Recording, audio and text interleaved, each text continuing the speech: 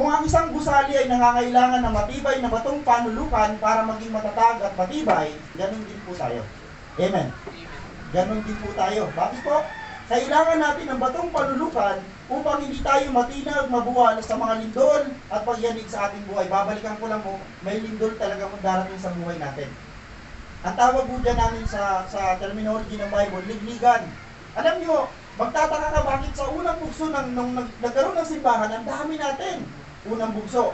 Pero yung unang bugso, sasalahin yun, matira matibay. At tanong, matibay ka ba? Amen. Naglalagay ako sa sayo ng batong panulukan, subok, mahalaga at matatag na pundasyon. Ang magtiwala rito ay hindi mapapahiya. Praise the Lord ho, kung ang pinagtitiwalaan nyo sa iyong buhay ay ito ang panulukang ibinigay sa atin ng Diyos Ama, then praise the Lord, hindi ka mapapahiya. It means, may confidence ka mong maharap sa mga pagsubok dahil yung pagsubok hindi kayang tinagin yung pundasyon na meron ka. Amen tayo dyan. Praise God. Paano kung ang pundasyon na nakuha mo, yung pundasyon na daladala mo ay peke? Paano kung ang pundasyon na daladala mo o yung pundasyon na pinangahawakan mo ay hindi matibay, hindi ka naaabot sa susunod na isang linggo? It's either malugmok ka, it's either mag-backslide ka, it's either talikuran mo ang pananampalataya mo kasi bakit po? Hindi ka founded kay Jesus.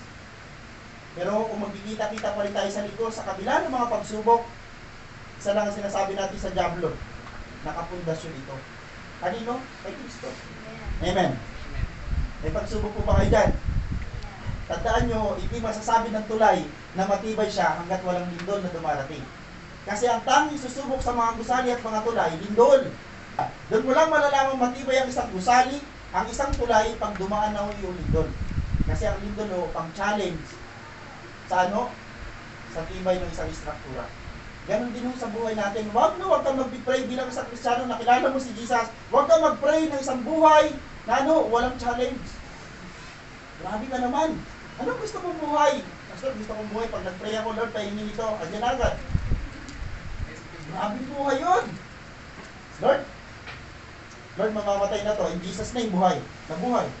Gusto natin lagi yung instant. May mga process. Amen o. Amen. Dadaan pala tayo sa ganon.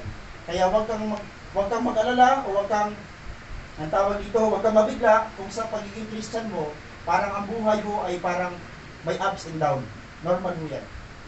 Akala ng iba, Pastor, hindi naman precious sa Diyos ang tao. Kung hindi precious ang tao sa Diyos, bakit niya iaali yung pinaka-precious niya?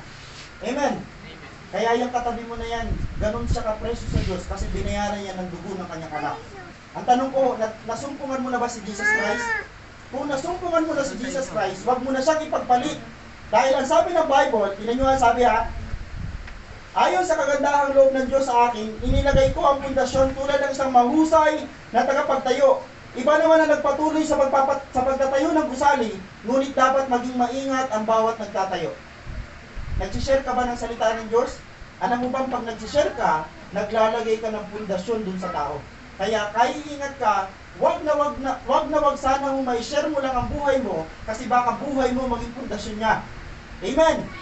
Dapat si Jesus, bago ka umalis, si Jesus ang nailagay mong pundasyon sa kanya. Bakit po? Dahil sabi dito, sapagkat wala nang ibang pundasyon maaaring ilagay maliban sa nailagay na, walang iba kundi si Jesus. Wala nang ibang matibay, wala nang ibang magandang pundasyon o matibay na pundasyon maliban kay Jesus. Siya lang talaga. Hindi kayang talunin. Yung mga tao mo nakapundasyon kay Jesus, hindi kaya mong tinagin kahit kamatayan. Bakit po? Si Jesus ang pundasyon. Okay, hamon. Dito tayo magtatapos. Sa Panginoong Hesus natin ipundasyon ang ating buhay pananampalataya upang hindi tayo matinag sa panahon ng mga pagsubok. Darating ang pagsubok, pero kung nakapundasyon ka kay Jesus, praise the Lord, mananatili kang matatag. Dahil si Jesus is the chief cornerstone na kailangan natin sa ating buhay. Amen po ba? Sa Diyos po ang pinakamataas na pagkakas.